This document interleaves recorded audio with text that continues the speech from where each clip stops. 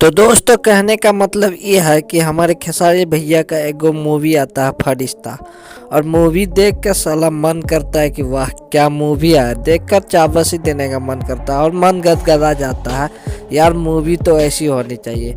लेकिन खेसारी भैया की मूवी और पवन सिंह का मूवी है उसमें कंट्रोवर्सी ना हो, ये तो हो ही नहीं सकता। कहने का मतलब ये वो गाना है खेसारी लाल भैया इस गाने में यूज किया, वो गाना एक छोटा सिंगर का चोरी का गाना है। तो मतलब कुछ भी हो सकता है, लेकिन मूवी देख के तो हमें ऐसा लगा कि यार मूवी तो क्या गजब की मूवी है, ऐसी मूवी आनी चाहिए। अब लगती है भोजपुरी सुधरने वाली। तो दोस्तों मूवी पसंद आए और आवाज़ पसंद आए, वीडियो पसंद आए तो वीडियो को लाइक और चैनल को सब्सक्राइब करना मत भूलिएगा। दोस्तों खेसारी लाल का फरिश्ता मूवी अभी तक नहीं देखे, जाके देख लीजिएगा। मिलते हैं किसी और वीडियो।